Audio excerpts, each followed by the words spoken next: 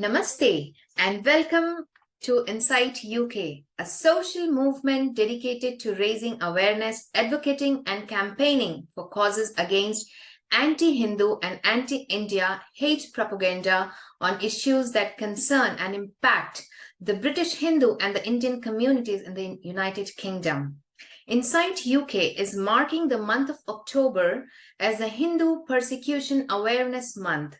And as part of this campaign, we are hosting a series of podcasts and inviting special guests to speak about the persecution of Hindus globally.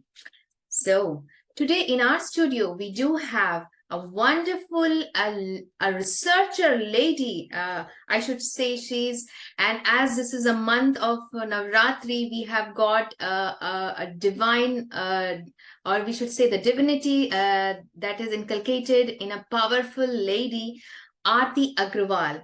So let me tell you about Arti Agarwal. So Arti ji is an alumni of Indian Institute of Technology, Roorkee, and Massachusetts Institute of Technology, which is MIT.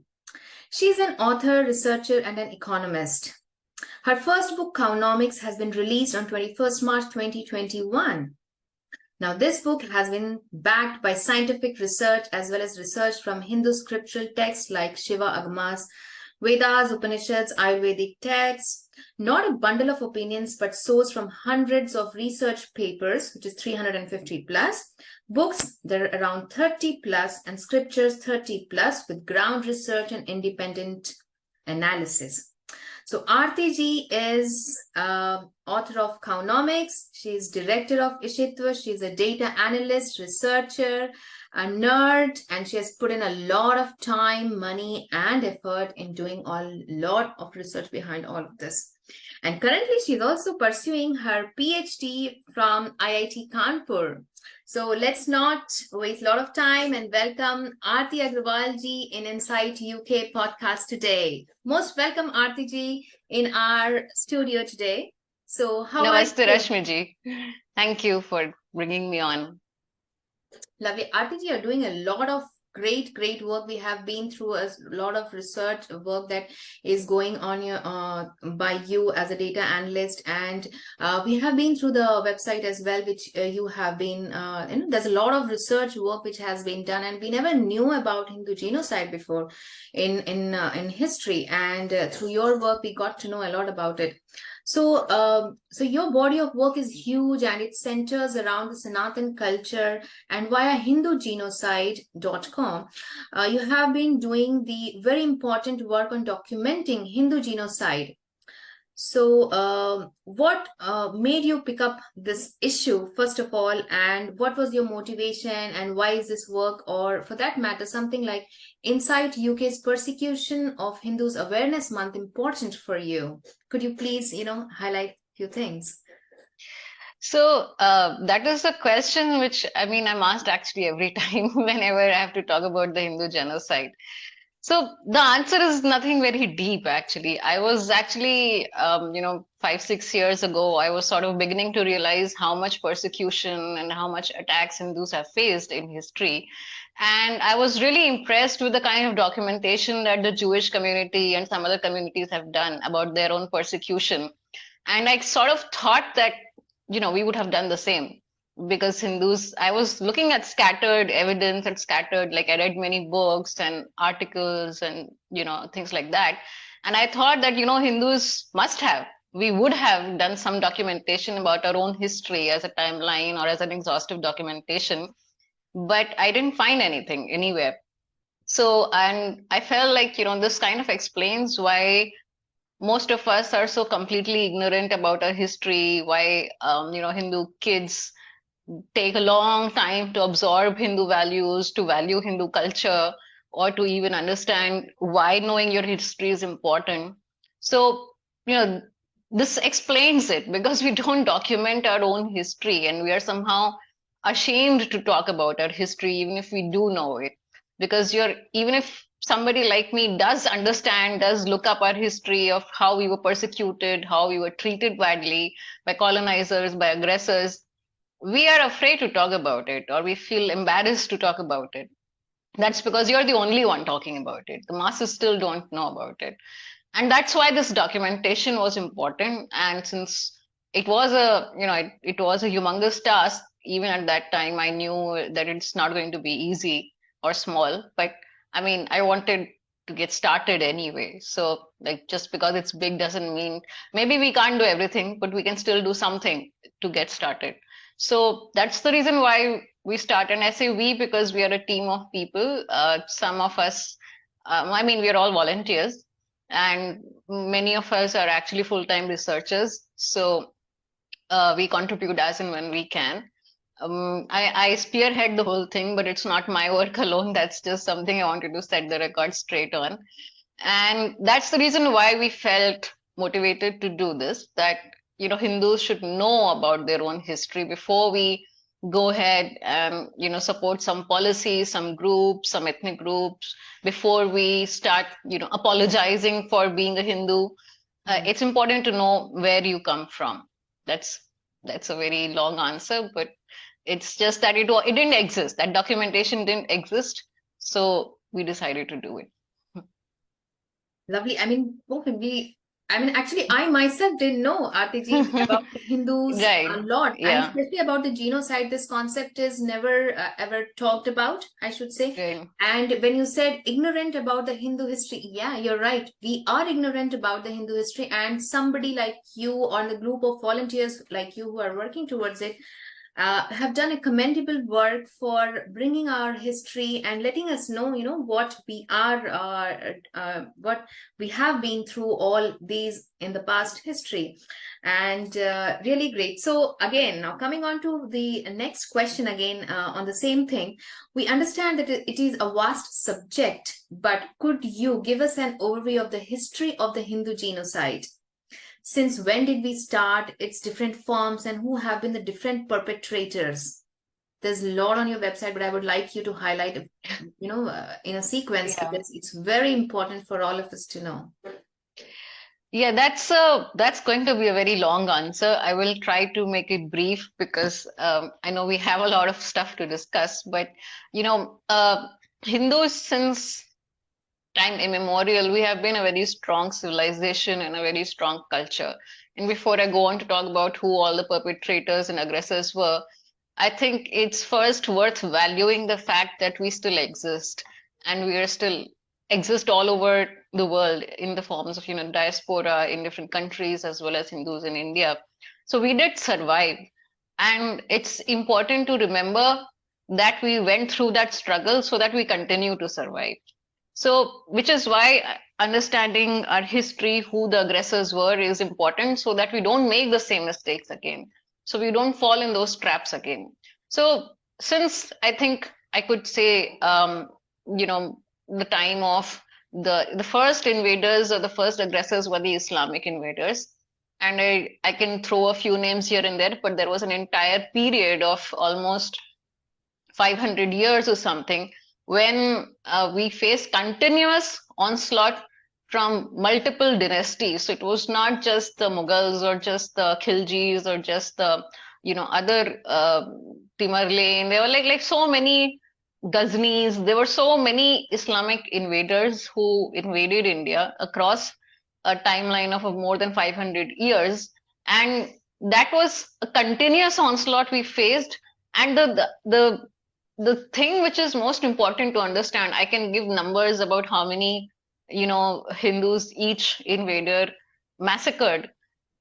That is already there on the website. But the more important thing is that, when we talk about Islamic invaders, there is very little to account for their hatred, except that it was an ideology-driven hatred. Otherwise, how is it possible that for a period of 500 years, each in sometimes in just a matter of 2 years, 3 years, the not exactly the king, but the ruler was changing. The rulers changed every 2-3 years sometimes, because they got killed in battle, or the next person kind of tricked them, or whatever politics between the same dynasty. But the fact remained that each ruler wanted to do better than the previous ruler in terms of how many Hindus they have enslaved and massacred. And that is only possible when it is there is some running thread, and we know only one running thread, which is that their ideology that Hindus are lesser mortals somehow, that their belief is more superior, and we are somehow idol worshipping, infidels. So because of that kind of an ideology, they continued to massacre Hindus. And it was like, if you read the records, none of this is my opinion, by the way. I will let you know where I start speaking about my opinion. All this is actually recorded history. They themselves have recorded that this is why they are doing it. And we see this repeated, in every record. It's not something which I'm talking about one book by one author. If you see the entire recorded history of Islamic invasion, especially the ones which are written by them, by the Islamists, by their historians, their courtiers, their history recorded by them says this, that this is why they do it, because we are idol worshipping infidels, because we we are lesser mortals, or we are somehow not deserving of we are not as we're not their equals. Basically, they could not accept Hindus as their equals, and for that reason we weren't just massacred, we were humiliated. Our places of worship were desecrated, our deities were defiled in front of us, the women were raped. The women were not just raped, they were taken as sex slaves, and not once or twice, but multiple times by multiple rulers. So we see that there was not just an attempt to rule, because a lot of times these kind of struggles or conflicts are labeled as oh, this was just a war, this is what happens in a war. It was not just a question of only a quest for land or power. So a lot of times we look at history from this kind of a lens, that okay, at that time there was a quest for land or power or whatever, so this kind of massacre happens. But it was not a war always. I'm talking about times beyond just the wars. We know that casualties happen in wars, but I'm not talking about the casualties only in the war. The war is okay, you can see a conflict for power, but I'm talking about massacres when they were rulers. They were carrying out these atrocities on their own subjects. And they did that repeatedly, under every different ruler's reign.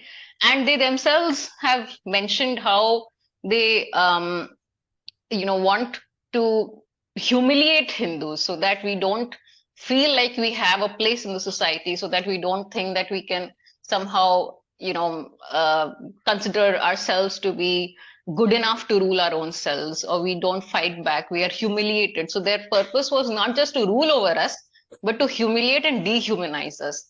And this is a pattern which I'm maybe spending more time on this Islamic invasions, because this spanned over 500 years, and I'm not really I don't think even 1 hour is enough to talk about it, but I'm trying to pack it in 5-10 minutes, just the basic salient points of those invasions. But I would go into the facts and figures, but frankly, they are too many. So I'm not talking about facts and figures here. Those are documented. I'm not saying we'll not document it, but to talk about it will take a long time. So that was the first, onslaught on Hindus in the Indian subcontinent. And after that, of course, we saw a whole range of colonizers who came to India. Their atrocities were, sometimes more, sometimes less. So like the Portuguese were the ones who came to India through the Malabar route. So Goa was only a later point of their entry. The point of entry was actually Malabar in Kerala. They later moved to Goa because they could not establish a base in Kerala. And they were driven out of Kerala by resistance from the Hindus. In Goa, they finally established their base. And because of their extreme policy, so we know the whole, book burning thing. They burned all Hindu scriptures. They banned all Hindu practices. They, literally torched Hindus alive for not following some rule, something. And of course, they wanted Hindus to convert. So we know that since that time, since the time of the Portuguese invasions, conversion was the goal. So even during the Islamic invasions, there were special, tax rebates, tax freedoms if Hindus convert. Problem was that Hindus did not convert. And, most of the Hindus chose to not convert. It was a choice. and they faced the atrocities for that. So since a very long time, conversion and atrocities have gone hand in hand. And that is something we cannot ignore, because a lot of times people are like, oh, what's the problem if people convert? There's a problem if you are doing it because your life is in danger. And while today it may not be a direct threat like at gunpoint or something, that also happens. But even if it is not so, we know that there is an interlinkage between conversion and persecution. So, I mean, I can talk about the British, I can talk about the Portuguese. They followed the same kind of patterns. But yeah, I mean, if you want me to continue, please let me know, or we can pause wherever you like. Okay, so it was really, I mean, there's a lot to talk about RPG, which I can understand from you, and I would like to go this in a sequence now. Sure. Started with the Islamic rulers, and because India was all a Hindu society until far east, we still can find, when the times when Buddha was there, and we can find all these religions across the east and so many parts of Pakistan, Afghanistan, and everywhere. But then certainly a phase came where idol worshipping, and when people started humiliating Hindus, because I think they, at some point of time, they must be thinking that it is a very rich culture, and the only way that we can, stop it is to, interrupt the way they are, worshipping, or the Sanatan ways of living, which is enriching more and more, and the way they are proceeding towards the progression of their lives. And it is great to know that, I mean, I wasn't aware much, but the places of worship is getting desecrated, which we can still see, which is happening. And Hindus are being, where women are becoming the sex slaves. They are made to, no women, I think, would like to be that, but at certain point of time, they are made to do that work, and they are doing it. Hindu books are burnt. I think Nalanda is one of the very famous cases which we still remember in our history, where the books were so burnt that it was burning for days and months. That was the kind of history that we had, and it's some part is only left over with Chinese taking over a few things, and then we have something in history now. To all my viewers, I would like to say that because this is a Hindu persecution month, there's a lot happening in UK on Hinduphobia. So, and not only UK, but there are other parts of the world as well where Hinduphobia is there. Now, I would like to bring to your notice what Hinduphobia is all about.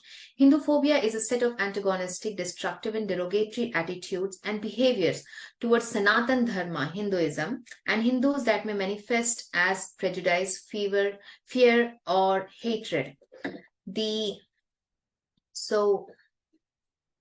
Hinduphobic projects include the destruction and desecration of Hindu sacred spaces, aggressive and forced proselytization of Hindu populations, targeted violence towards Hindu people, community institutions and organizations, and ethnic cleansing and genocide. So this is all about Hinduphobia, and that's the reason we have Arti who is talking about Hinduphobia all over here.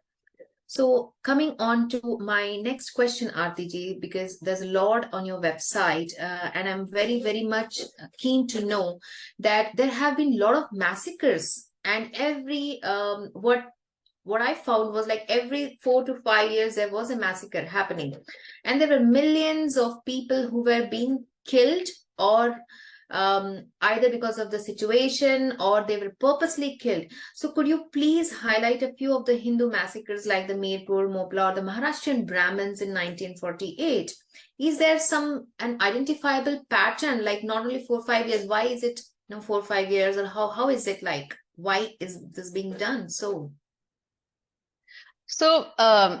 this is a question which actually requires a lot of analysis.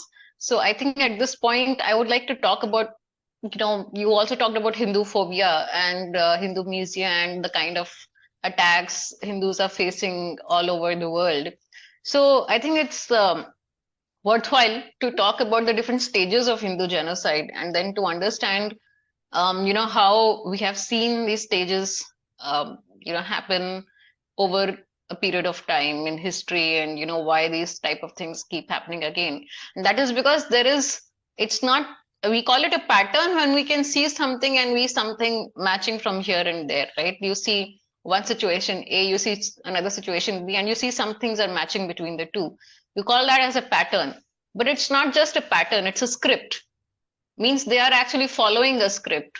We are reading the pattern, but they are literally following it from a script because they're following it based on a certain action plan, you can say, or a certain philosophy or a certain approach. So, which is what I want to talk about, because that is even more important than the patterns which we are able to see. There may be even patterns we are not able to see, but they're dictated by that same philosophy.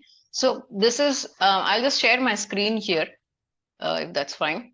I think that should be perfect. We would love to see some numbers and the pattern, I mean, the way you say, you know. Okay, so let me just start this. Yeah. Okay, so I think you can see my screen now. So this is like I've not put a whole lot of you know stuff here. It's just basic stages of a genocide, and the reason, like I said, was because we have been persecuted for centuries, and we see the same patterns and the same stages of a genocide, but we're not able to stop it because we don't actually understand it, and that is what we need to do. So this is a very simple chart which I have prepared, which captures all the stages of a genocide. So if you see in this, I've made it cyclical, and that is because it keeps repeating.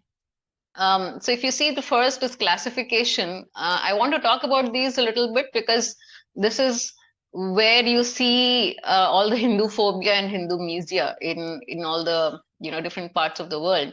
So classification is when you're literally singling out and identifying somebody that this is a person of this community who you hate or who you are promoting hatred against. That like for example, like we have seen that in many of these places, in many of the historic attacks on Hindus were singled out. It's not that they were just happened to be there. It's not that they were just caught in the crossfire or something like that. No, Hindus were specifically singled out in many of these massacres. Like you talk about the Godhra train tragedy, or you talk about all the violence against Hindus in Bangladesh, in Pakistan, even in Myanmar. These are all instances where Hindus as a community are singled out. And that is your classification when you are singling out a community. Symbolization is when you go one step further and you're actually, demarcating them with something. So I'll come to the specifics of this also. Like, in symbolization, in like if I have to give a parallel from the Holocaust, during the Holocaust, the Jews were forcibly made to wear that that star, yellow or golden star, to point them out, separate them out as Jews. Right now, as horrible as that is, it should not have happened again in history, but it did. In the Bangladesh war, which is actually one of the biggest Hindu genocides that have ever happened, and in that Bangladesh war, the Hindu houses, Hindu homes, were marked with a yellow H. They painted them with H. And this is not even this is not my opinion. This is documented evidence by none other than Ted Kennedy from the US, who went to Bangladesh to see what is really going on in the war, and he observed this. And there was another New York Times journalist who went to Bangladesh at that time. He has also documented this.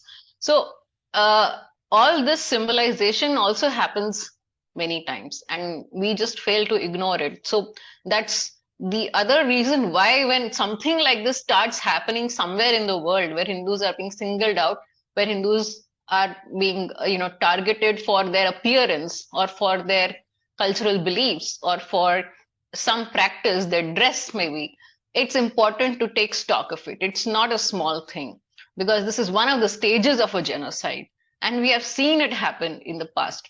Discrimination is, of course, where things like, you are denied food, you're denied shelter, or you are denied basic job opportunities because of your religious identity. In this case, in any other genocide, I mean, it can be used in different places, but um, in our particular context, that would be because of your Hindu identity. And many times we see this, we face this, but we are not able to really get justice for it, and it sort of gets lost somewhere in the discussions. I'll continue with this whole thing, but next thing I wanted to point out was that they can all happen at the same time, because the first, if you see the first chart, it is more cyclical, but the second one, this is sort of each is entrenched within the other. So the other stages can happen alongside the first stage. So I was talking about classification, symbolization, and discrimination, which is at the top. Along with this, you can also have some of the later stages for genocide, which is dehumanization, organization, meaning the aggressors organize themselves. Polarization is when you start promoting a lot of hate against that particular group, so it becomes easier to justify assault on that group. Preparation is not just like preparation like preparing for a test. Preparation is like they procure arms and ammunitions, they procure sometimes even the entire legal machinery of a country to enable something like this. Like they have political power to enable this. That is preparation.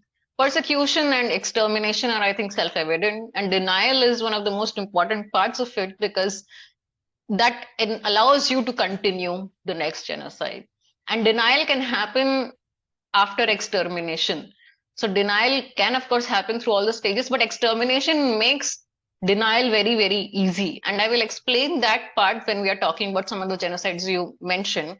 So I wanted to show this chart because it's important to understand that the first thing we're talking about here on this part, classification, symbolization, discrimination, many times this is cast aside as trivial, as okay, don't make a big deal out of it, just you're not considered well adjusted if you actually talk about it, or if you resist people targeting you for your religious identity.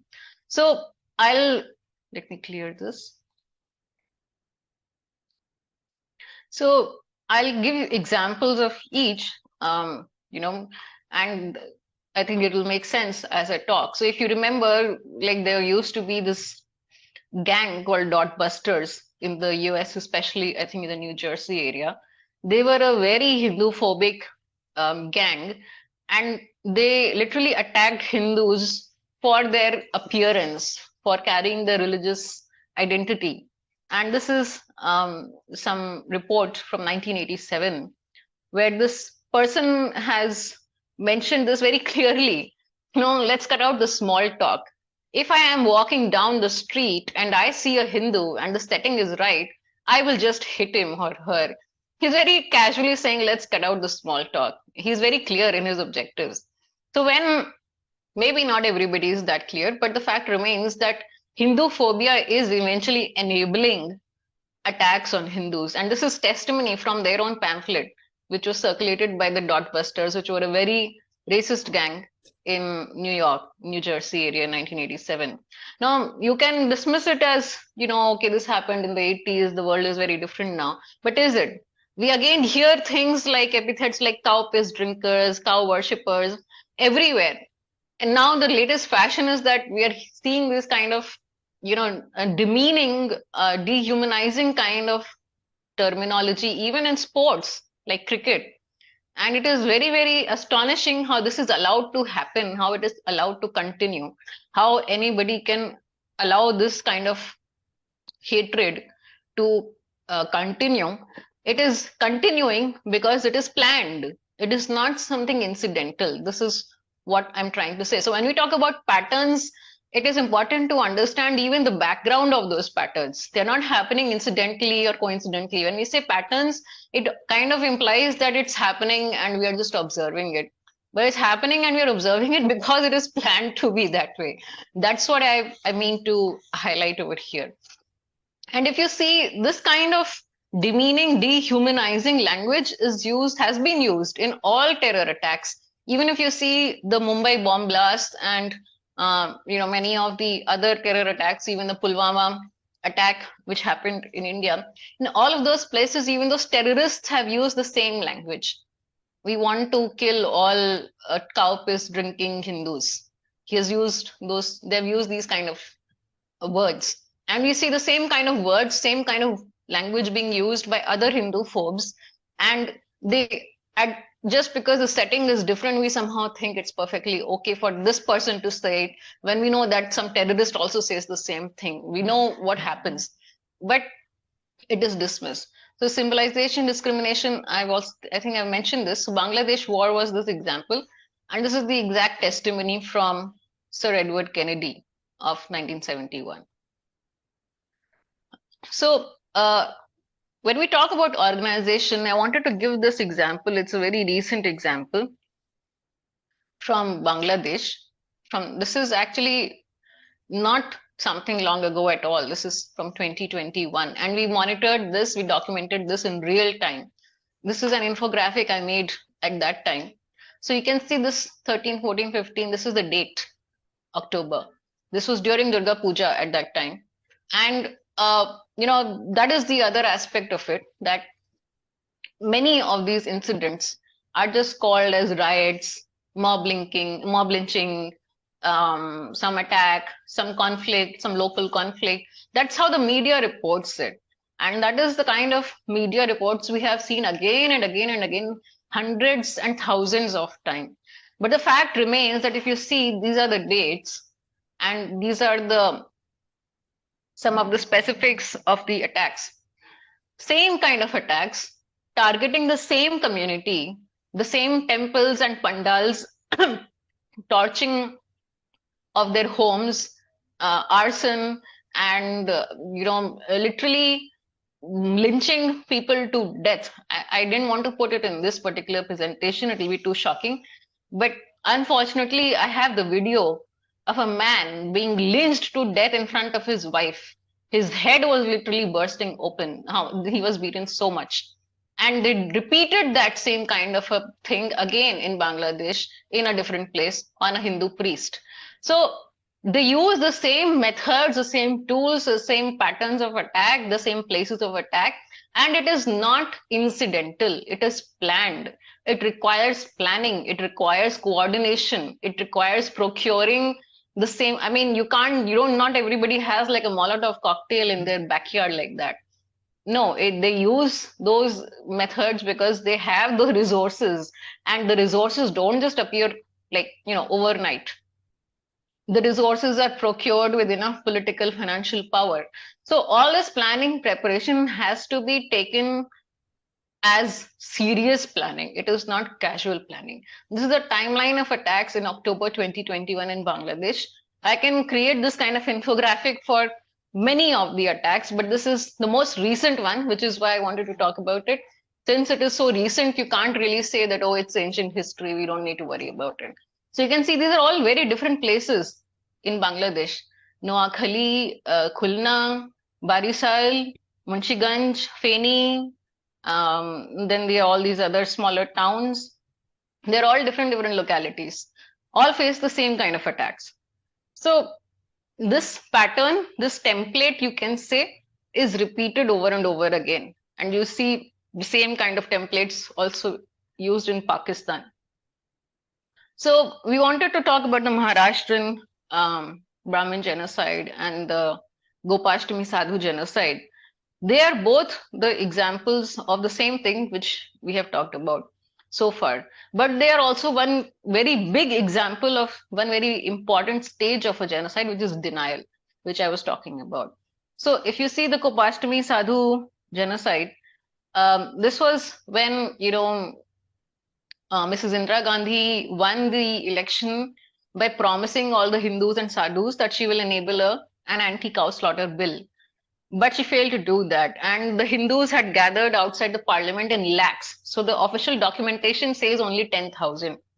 But in fact, there were women, there were children. It was a peaceful protest of Hindus demanding the anti-cow slaughter bill. And this was completely erased from the media. If you see, you will not find a single media outlet reporting this incident. And if you see now, if you search for it now, you will find reports from BBC Hindi, saying that this is fake news. We have images, we have survivors of that genocide, and yet there is such a blatant attempt to deny that it even happened. And the reason why this is possible is because on that particular day when the genocide was carried out, they opened fire on the entire, you know, gathering over there. And as people like literally dropped dead like flies, they removed the dead bodies and dumped them in the Yamuna. So I can't even imagine what kind of how ghastly this genocide was. But what is even more galling is the attempt to deny it and erase it from the records of history.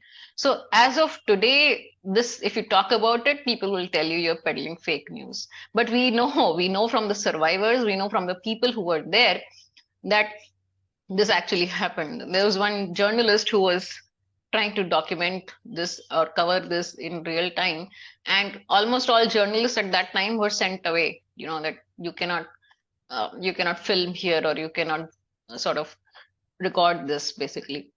So this is an example of that. So when I say denial, I'm not joking, and I'm not saying that this is a one-off thing. They do it every time, and they plan it like that, because otherwise it's not possible to just murder thousands of people and remove their dead bodies and dump them in the Ganga. They did the same thing in the 1990s in the Ram Janmabhoomi conflict.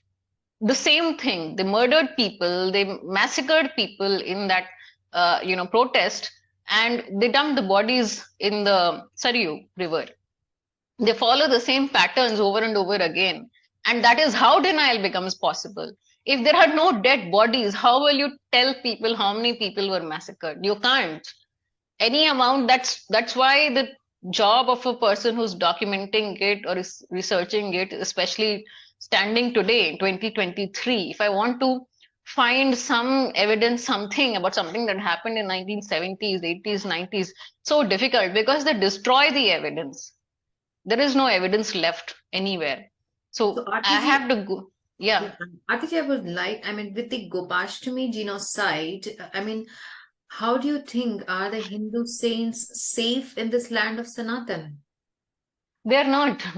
I'm sorry to say this, but Hindu saints are not safe in this land at all. Like, we've seen how brutally, we know the incident that happened in Palghar a few years ago. I think it was 2020, when they were openly lynched in broad daylight. We have the video of that, of those poor saints being completely, crippled and beaten to death. He was an old guy.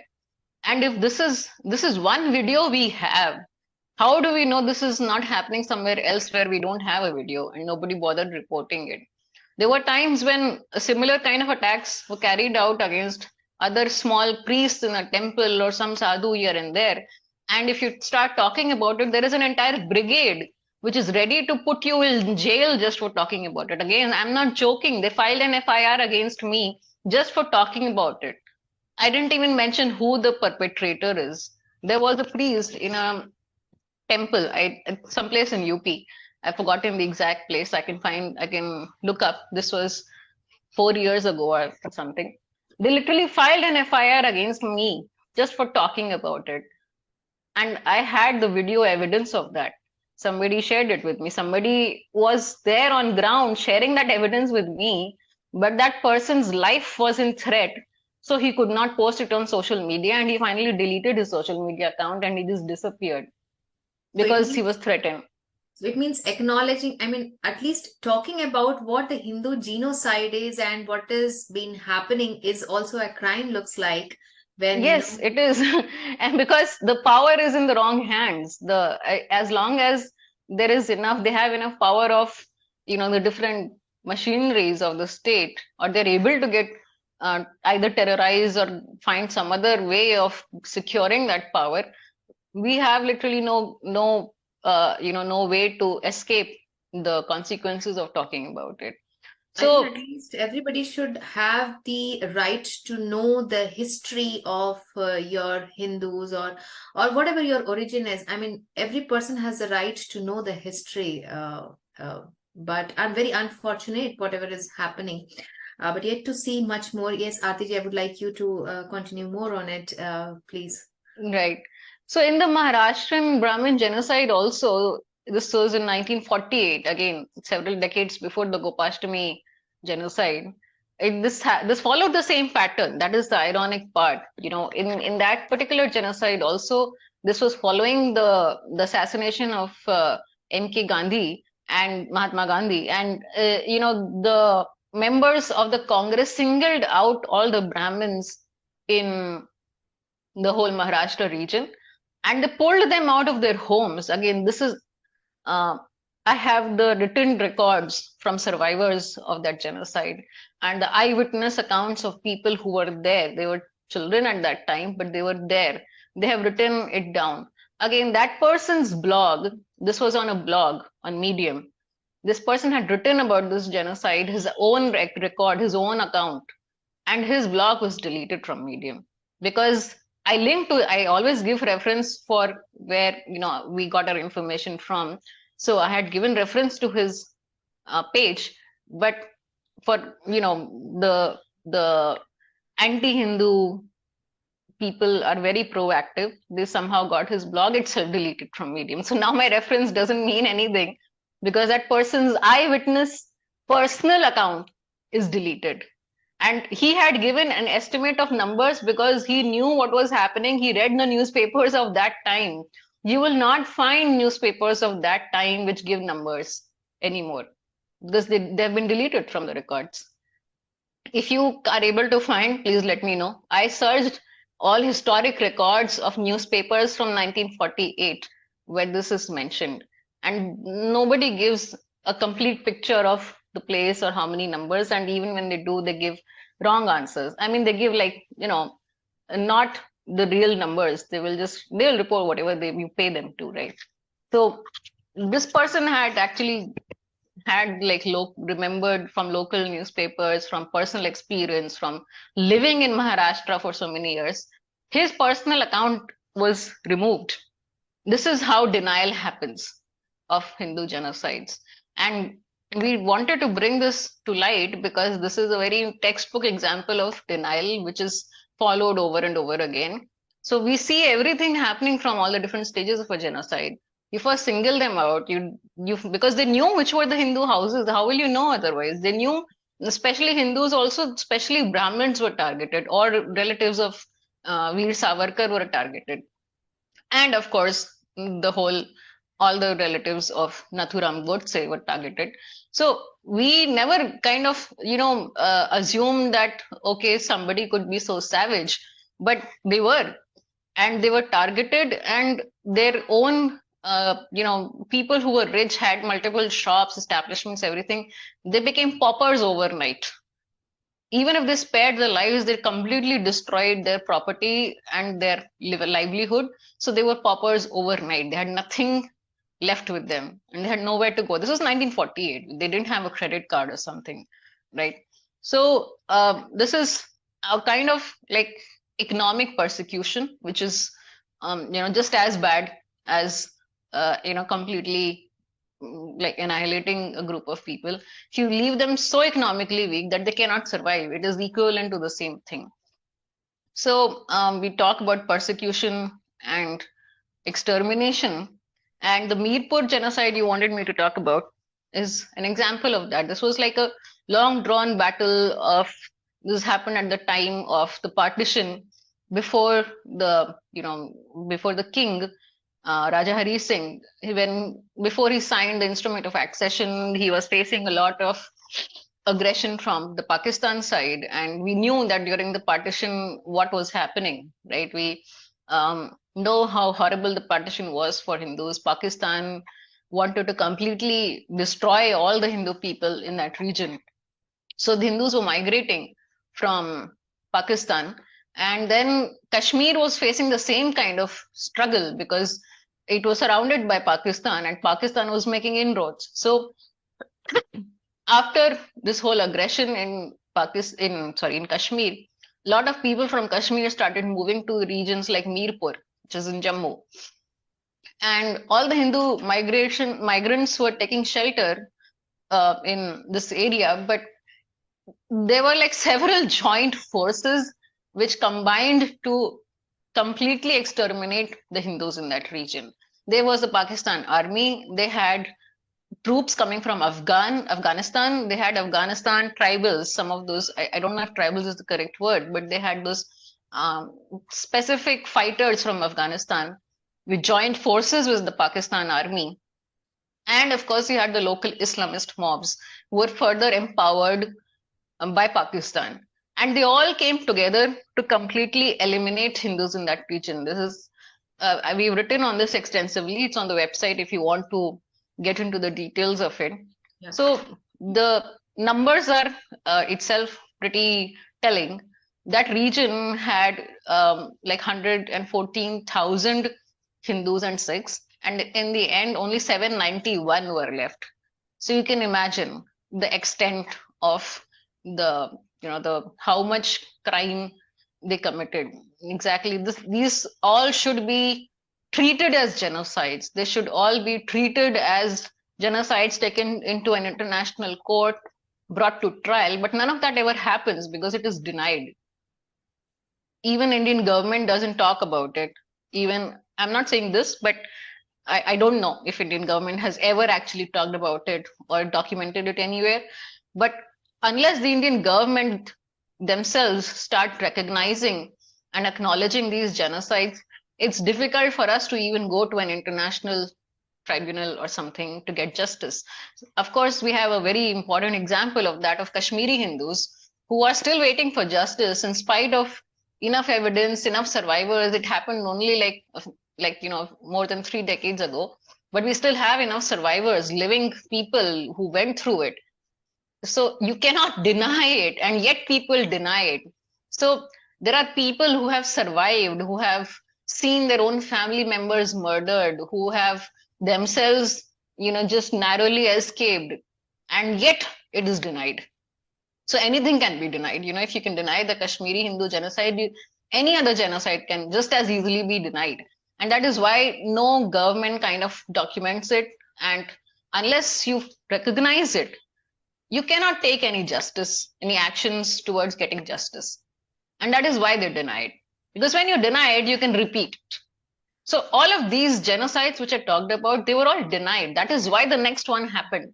If we had actually taken people to trial, if they had faced the consequences of this kind of human atrocity, the next genocide may not have happened, or may have happened on a much smaller scale, but it doesn't happen. Even the partition, even Indians themselves did not record or document it sufficiently. That is why, even if you talk about the partition and the horrors of the partition, we just hear, oh, it happened both ways. And, it's always like the lines are always blurred. So on Kashmir, Arti, I was just like to bring to your notice, like we got to know much more about Kashmiris through the Kashmir files, and it was not many incidences, but some incidences which were shown to us, and it did bring yes, it was heart-wrenching. I mean, and so heartbreaking that how did the Kashmiri Hindus survived, and how they were actually moved out by their own neighbors, by their own friends. And it was not only that, but it did create, or it was like made a psychological impact on all these Kashmiri Hindus. Yet we got to know from Vivek Agnihotri ji when he was here that not a single Kashmiri Hindu take a revenge back. They were, in fact, they were on the path of progression. They worked on themselves, and today still they are doing very good out of the few numbers which were literally pushed out of Kashmir, and I should say even completely out, because most of them are in the northern areas or all over India. They are being there. So it is very, very heartbreaking, and it's I personally think, like it's they have done a lot. They have gone through a lot, but they have come up rise from the phoenix. That kind of situation is for them. So it is really, really great to know that Kashmiri, through these, the Mirpur massacres, and the numbers from lakhs to have just been reduced to few hundreds. I mean, where is humanity? I say, where is humanity? I mean, you are finishing off Hindus, but then they are lives, human lives. Do we still think that they are human lives? What's happened today in Israel? Like, so many children, kids, younger generation has been basically targeted. So how much is the So I wanted to talk about this because, of what is happening in Israel. There is an important parallel in our own history also. I'll just take 1 minute to talk about it. Yeah, yeah. During the partition of India, where Hindus were, leaving Pakistan in trains, in buses, sometimes barefoot, they killed the babies there also. So the Pakistan army first killed all the people in the carriages which carried Hindus, and then the babies were left. Literally threw the babies against the walls of the carriages, and sometimes they dumped the babies in the rivers just so they kill the last man, woman, and child. So we know that they are capable of these kind of atrocities, these Islamists. There were times when they came up with all sorts of ways of annihilating Hindus completely. The buses would be crossing a river and they would bring down the entire bridge just to kill those Hindus. And even after that, the Hindus which were left drowning in the rivers, they were shot with bullets to make sure that the last woman, man, and child is killed. So these are crimes of hate. They are not conflicts, geopolitical conflicts. They are not because, my government doesn't like your government. It's not that. They are literally out to get the last man, woman, and child. And you cannot negotiate peace. You cannot use diplomacy. You cannot use geopolitics and those kind of arguments to bargain your life with them. So this is the reality which has happened for us. And of course, the Jews have faced a similar horrors in the past. So the reason why I wanted to mention this specifically is because we have seen this in our past. At least the Jews are doing the right job of documenting it, of talking about it, and of gathering support for themselves for this. We unfortunately did not do that part. And that is the reason why many people don't know that this happened during the partition. I have, of course, written on it on the website, but of course, everything is on the website. But I wanted to pick this incident out, that this kind of lack of humanity is not new and not some relic of the past. This is what 1947 we are talking about. So it's happened before, and we know that we need to be prepared for it. But it's the governments which need to understand this now. Yeah, and the evidence is being wiped out is one big setback for these kind of awareness that we are creating. I would also like you to touch base upon the Mopla riots.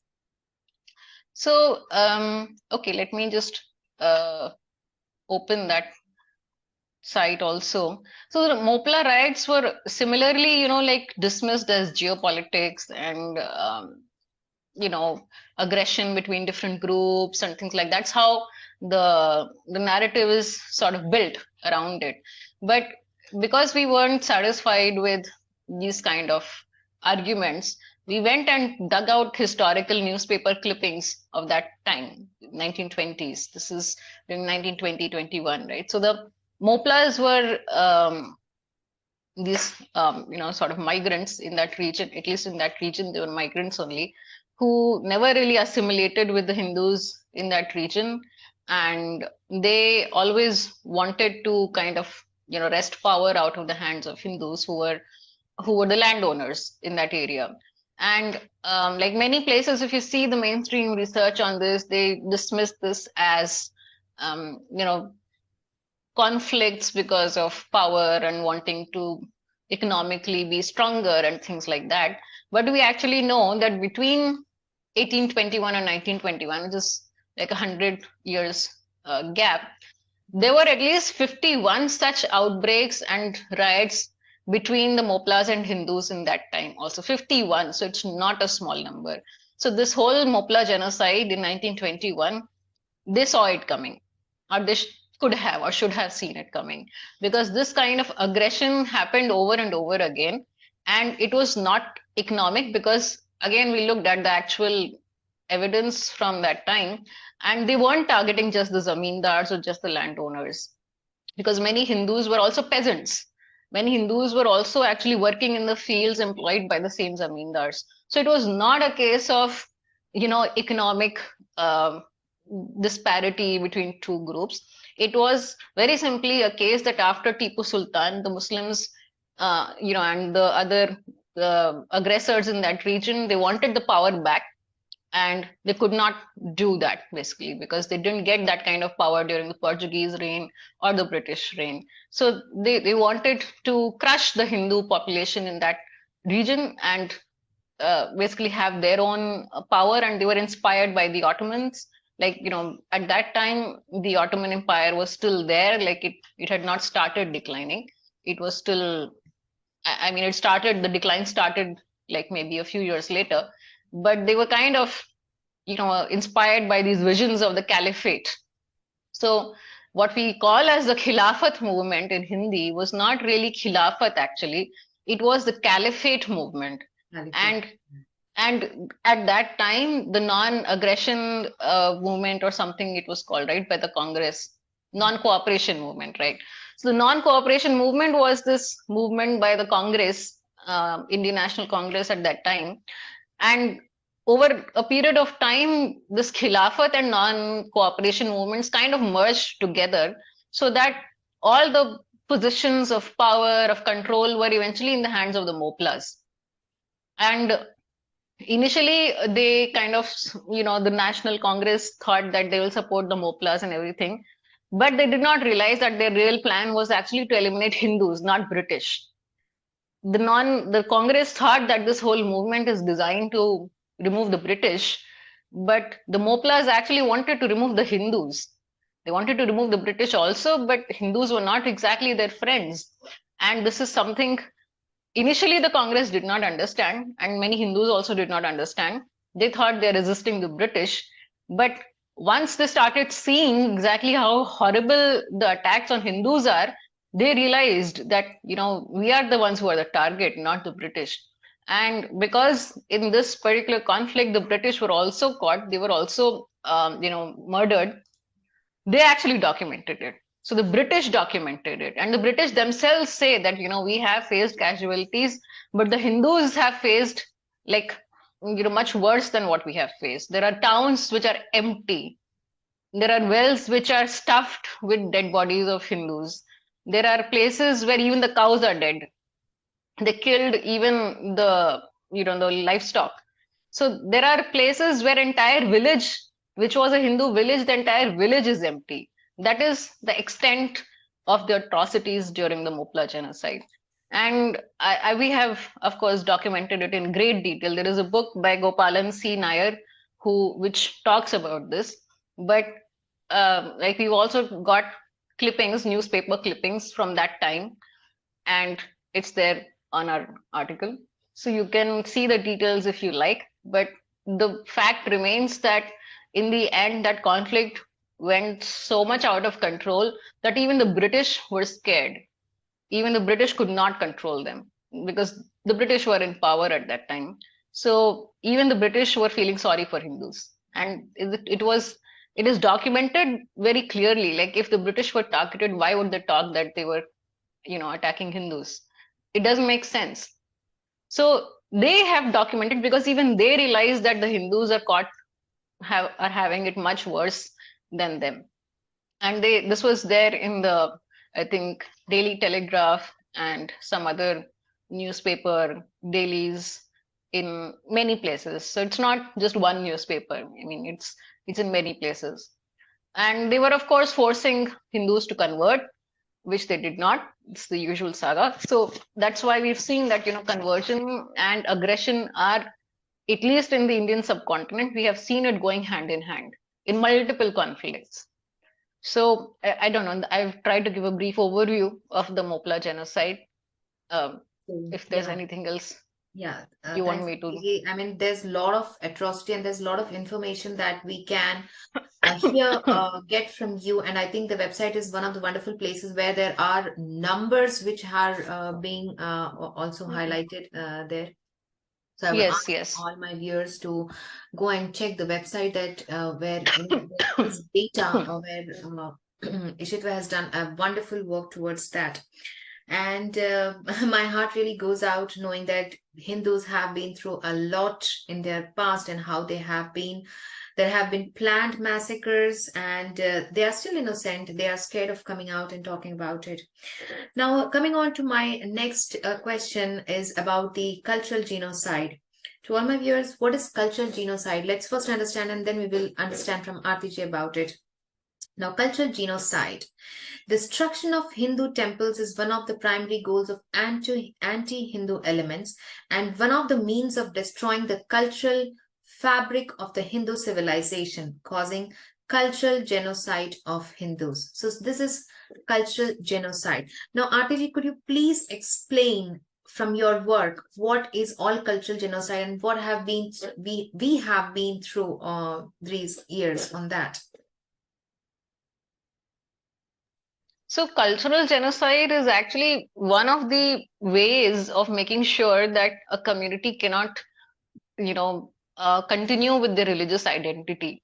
Like if I have to explain it in sort of layman terms, I'm just looking for definition. I have a definition here somewhere. Let me just read it out.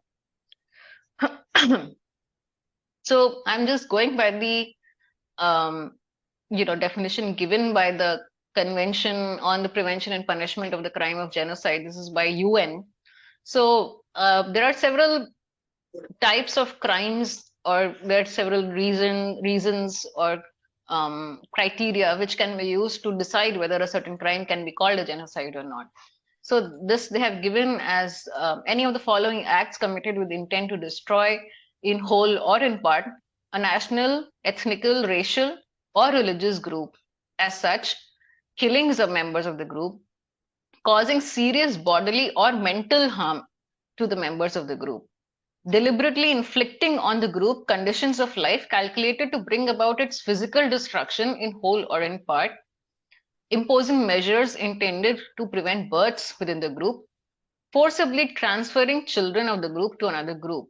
So these are some of the broad criteria which are used. And after this, one of the researchers has actually done research on cultural genocide. It's still not a very well-known term, but what cultural genocide does is it inflicts enough mental trauma on the people which is associated with their own culture, their religious identity. So even if they exist, they feel afraid and they feel too in fear of their lives to actually talk about and continue carry forward their culture. Eventually that culture itself gets wiped out.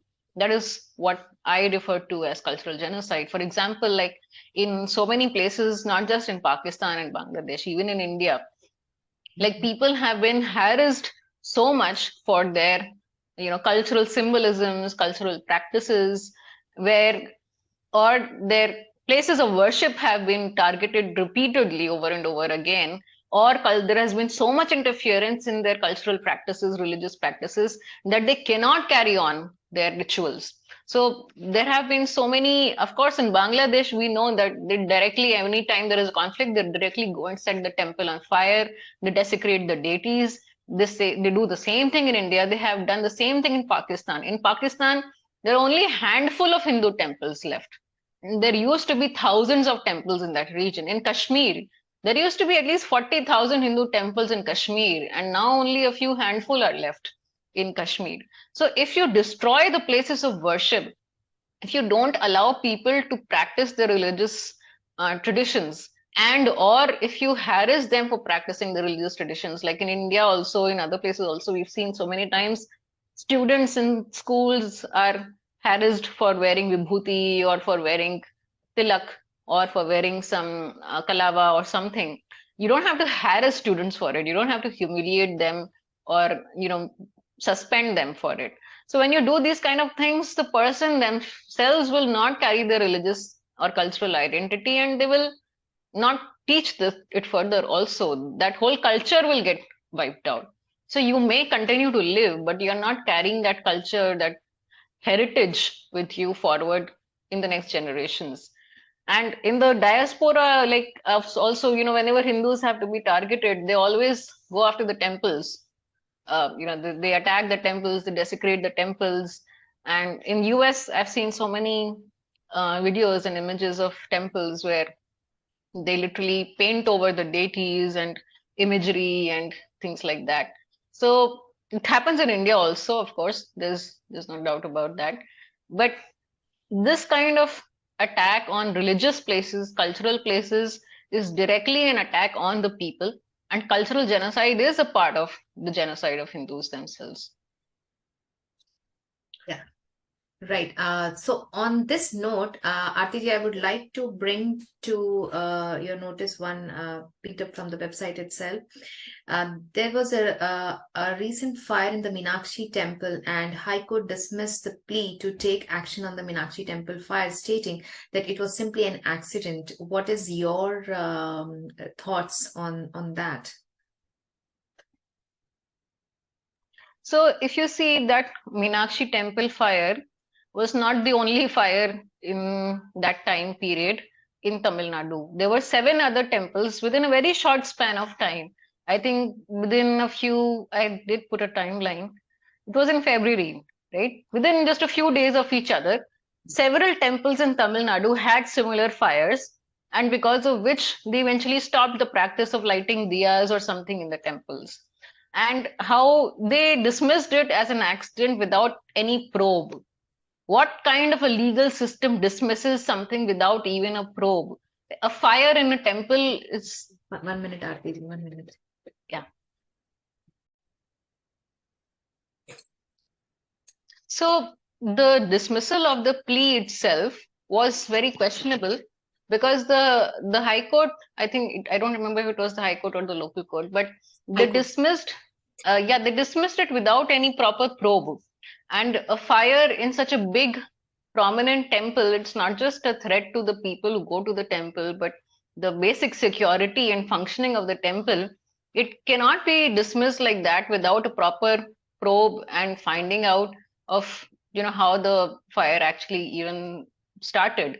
And when you see that there was a pattern of such fires in 7, 8 temples within a span of just a few days, there are questions which need to be addressed. Like, how can the security in all these temples be so bad that there are fires? And there clearly seems to be a systematic attack on the temples, not some coincidental thing that there are fires and suddenly the state takes the decision to implement a policy which interferes with Hindu practices. Yeah, I mean, it's really shocking to us as well. Like in a span of few period of time, there were 7 such incidences that had happened in Tamil Nadu alone. So this is quite an eye opener for all of us. Like, why?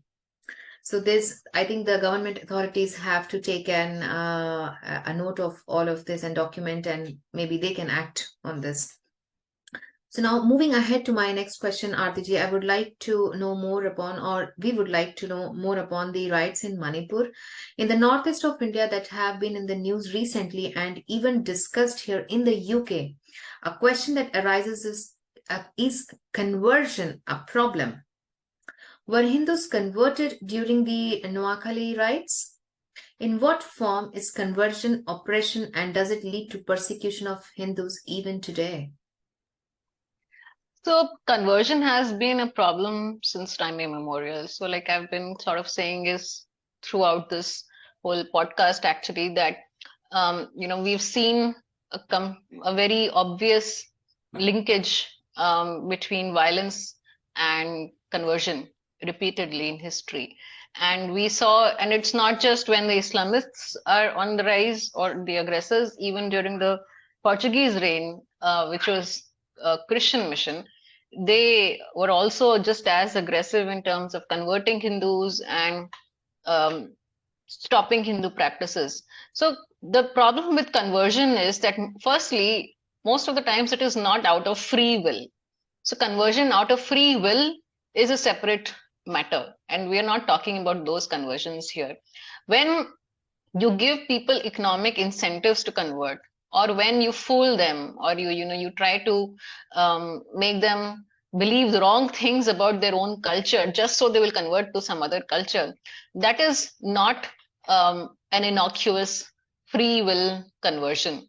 And the problem is that the Indian, at least in India, the Indian state does not have clear cut guidelines on what is conversion because of forceful means, or because of these kind of um, deceitful means.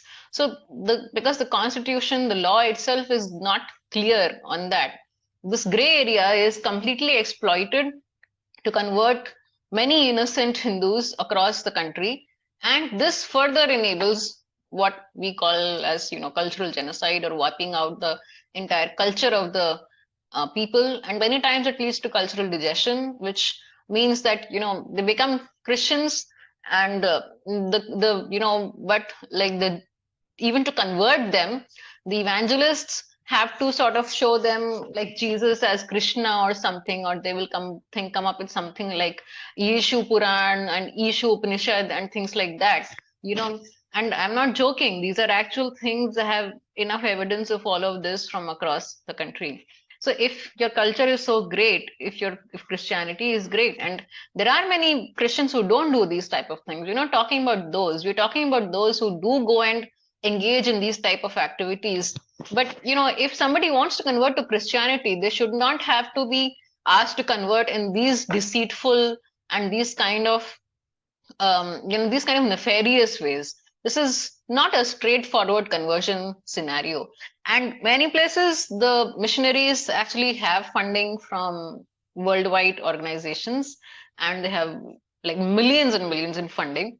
And they find all the different small towns, villages where Hindus are in economically weak, basically, and they go and give them economic incentives to convert. So like the famous rice bag conversion, but it's not just rice bags. There are places where Hindus have converted for water. Sorry. So there are places where Hindus have converted for just water. They dug a well, a bore well, or some other kind of a well, and they just made clean water available. And it's conditional on the fact that they actually convert to Christianity. So basic means of life, health, food, the basic sources of life should not be used to convert somebody. That is just deceit, right? Wrongful conversion. So, and in many places this goes out of hand, which happened in Manipur. In northeast, conversion has been on the rise, but in Manipur it was a whole lot more complicated, more than just a question of conversion, but also like there was a lot of economic deprivation of Hindus there, non-recognition of their customs, their culture, non-recognition of their cultural identity, and them being recognized as the natives of that place. So that is also an issue in many places. So there were multiple issues, and none of which were allowed to come to light in a clear-cut way. There was like, for every incident, for every incidence of violence, there were like 4 types of news coming out of Manipur. And the person who's sitting and reading or watching the news is confused about what is happening. Why is there so much violence happening over there? So this kind of, this amorphous cloud of news is not news. We need the actual facts. We need the actual timelines. And unfortunately, we still struggle to even decide which source of news to accept, because there is so much of question about whose motives are what. And it's the other aspect of this whole incident is that the Indian state is not in a very good place to control these types of violence, because we are afraid to call it as such. We are afraid of outside international interference, and the Hindus inside the country if you criticize the government, any government, for the way they handle the situation, you're immediately, like, threatened. You're immediately put on a back foot. You're immediately silenced. Like, you are uh, basically harassed in other ways. So it's very difficult for us to, outside Manipur, anybody from outside Manipur, to even come and make an intelligent viewpoint, or to even ask for justice for them. So these are some of the biggest challenges we face, actually, when it comes to documenting crimes against Hindus. Yeah, so I think the Joshua project and the Water of Life is something that you were referring Yes, the yes, conversions have been right, yeah. massively, where millions of Hindus are getting converted. So if it had been a handful of Hindus getting converted, it wouldn't be a much eye opener. Where now we see that millions of Hindus are getting converted. So what's the reason behind it? So I think you have been, sharing quite very good insights into why these conversions are so much on the rise, and why do we have again so many disturbances within India as well, and not to avoid Manipur at this point of time. So coming on to that, Arti, I would like to ask you, is anti-Hindu hate or Hinduphobia being seen across the globe in different ways and forms?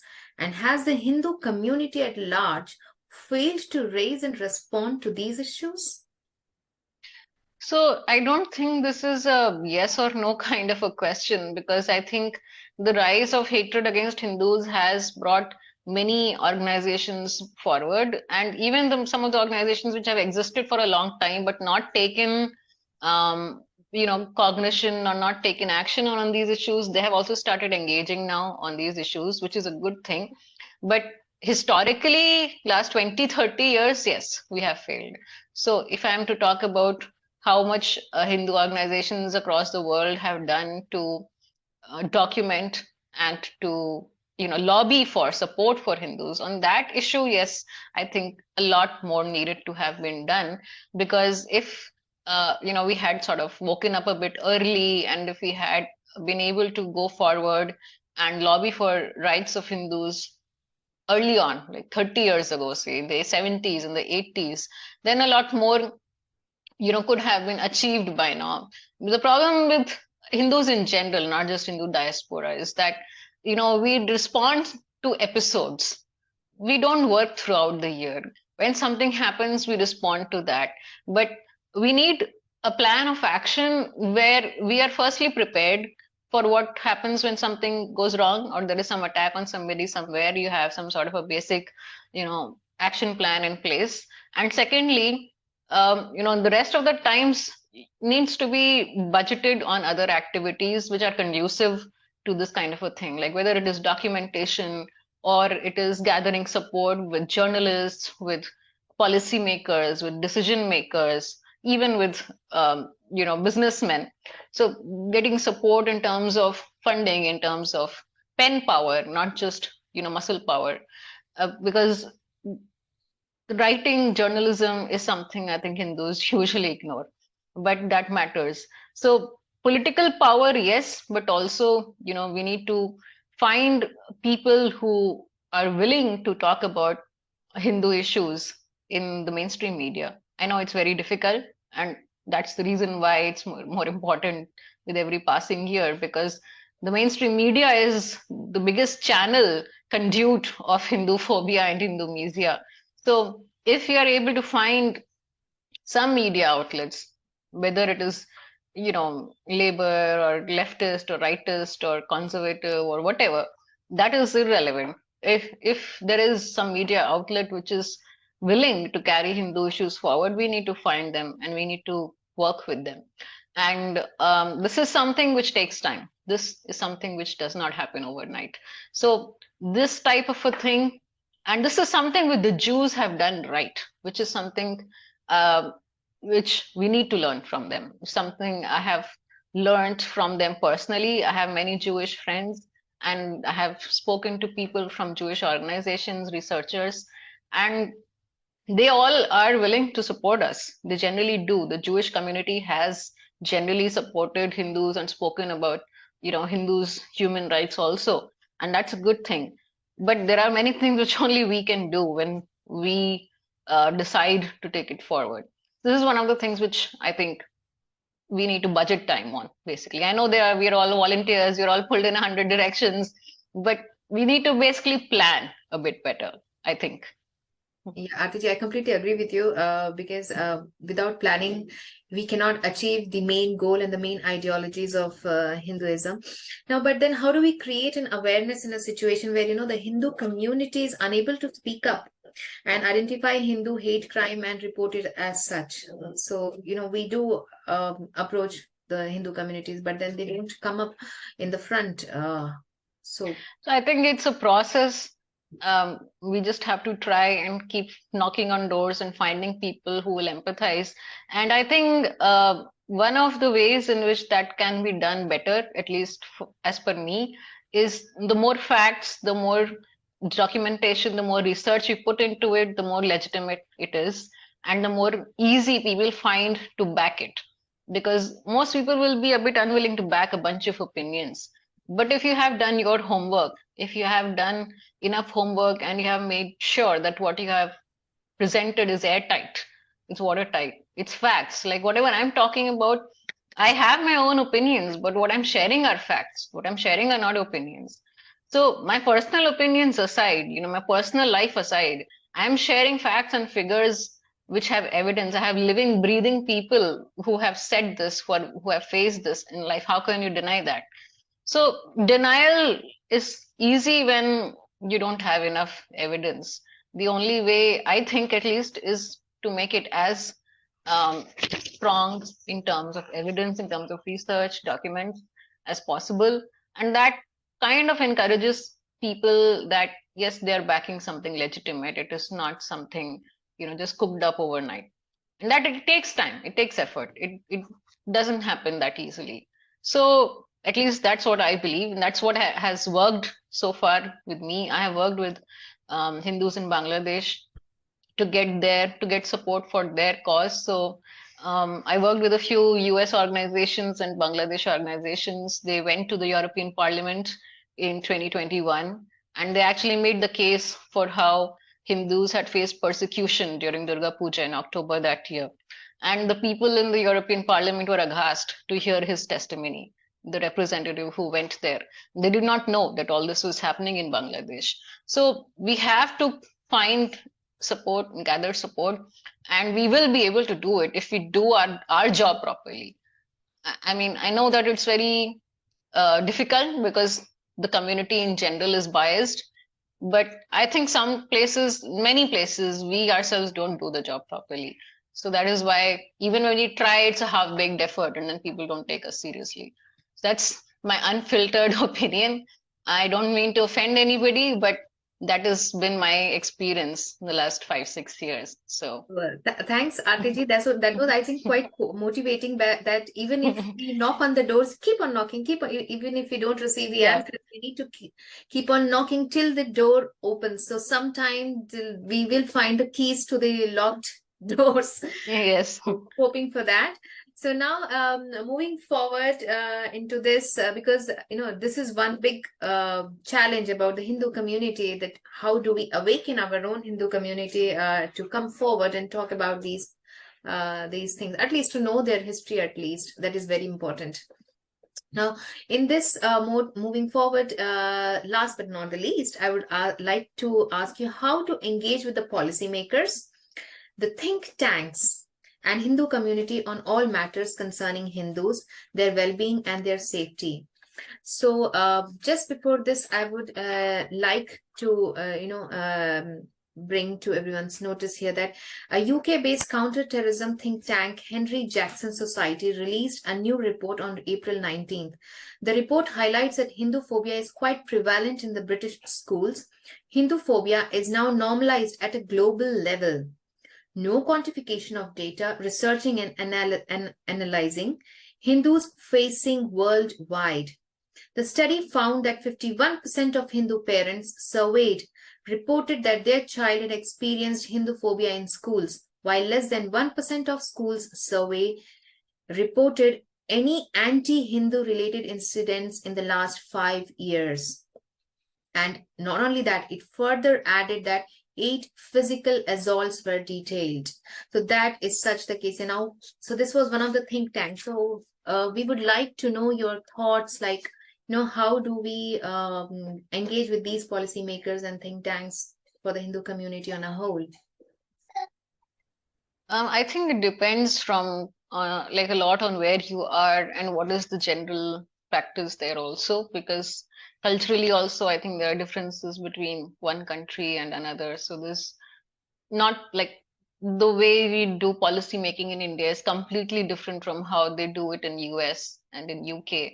So one thing is that I think, which I think common to everybody, that irrespective of which MP or senator or congressperson you want to support, please support them when they're willing to actually take up your issues.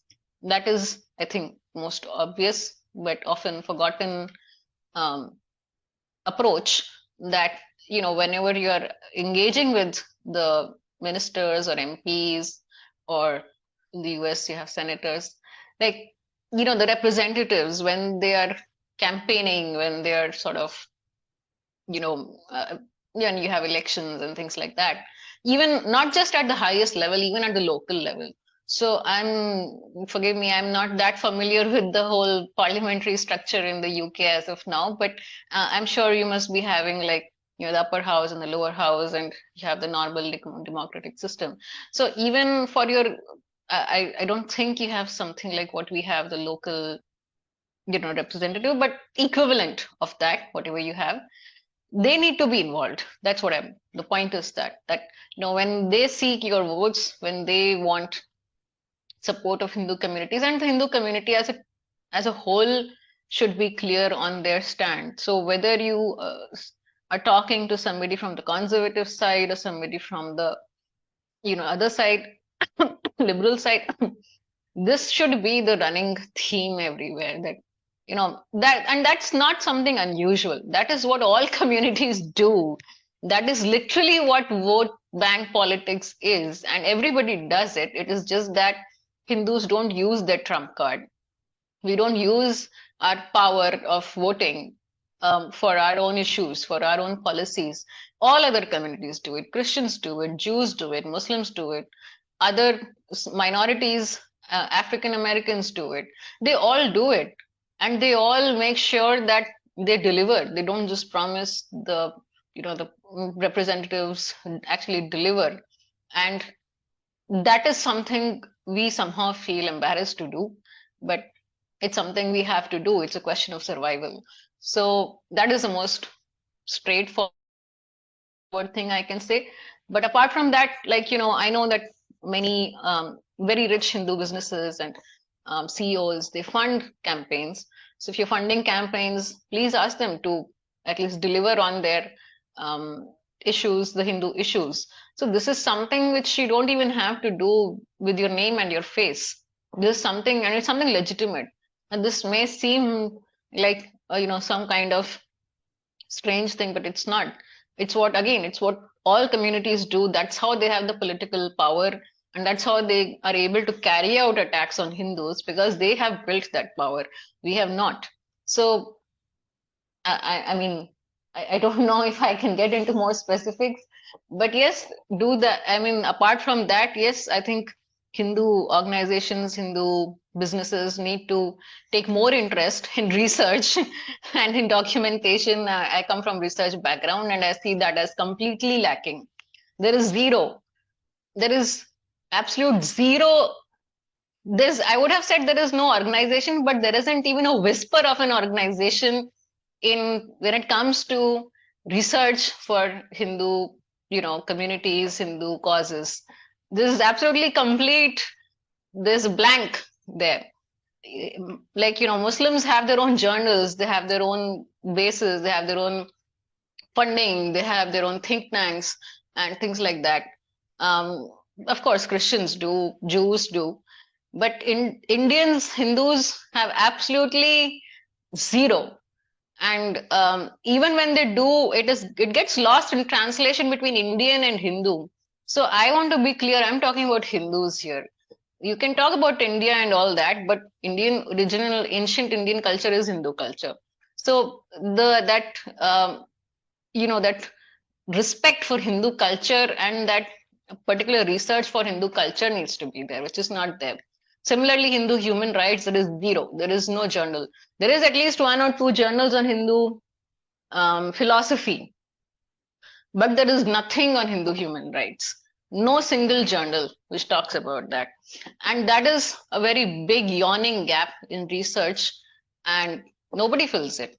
So, what I'm doing as one organization, one person, but there is no systematic place where anybody can go and do research in that, because the literature and research in genocide studies is completely dominated by anti-Hindu groups. Even the 10 stages of genocide, which I have shared, it's by a prominent researcher called Gregory Stanton. His work is, of course, very thorough, but unfortunately, even he denies Hinduphobia in that entire, conference that happened. I think it was last year or year before last year with Arti and other, um, people in New Jersey. Gregory Stanton was one of the people who actually signed that petition denying Hindu phobia. That's what it was tantamount to. So this whole literature, the whole research of this subject has absolutely nothing in it which talks about Hindu persecution.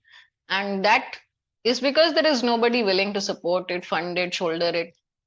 If there is no incentive to do some research, nobody will put their head in the line of fire and do it. I mean, I do it on my own, but there's still, I can try, but I will try, but it's not that easy to get a research paper published in this topic, because that entire compendium of research is dominated by completely opposite group. So unfortunately, that is how it is. We need to invest time and money on that also. And I think that concludes what I had to say. Lovely. That was a great insight. Again, with what you have said, Arti, that with the policy making, like we definitely need to get engage the local authorities who are in power, and whatever countries Hindus are living in, but they need to engage with the local authorities, the local government, and there should be strong documentation supporting our causes, that what we are saying are truths based on the facts and the researches which have been already in place, like which have been what the wonderful work Ishitwa as an organization has done is really commendable towards that. And the Hindu organizations have to grow, they have to come forward supporting this work. Only then we can reach this ideology of Hinduism, or I can say at least letting people know that what Hinduphobia is, and it's nothing against humanity, it is for the humanity. So what a picture has been created, has been planned, we have to work the other way around and make people aware that what you're being said is not the right thing, but this is what Hindus are and the Sanatan culture is all about.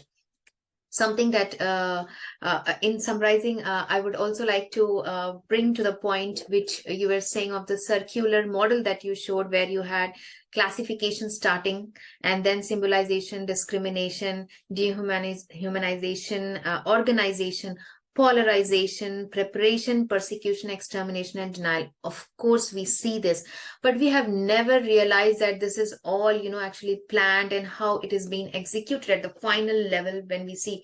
So everything starts with a slow bit, but then the effects are quite larger, as we have just now seen in the, not to be quoted less, but Manipur is one of the major ones, very recent ones, and Israel right now going through, where we are getting to know that it has been a planned bombing from past 1 year. So this all these kind of activities are pre-planned, and there's a big coordinated activity.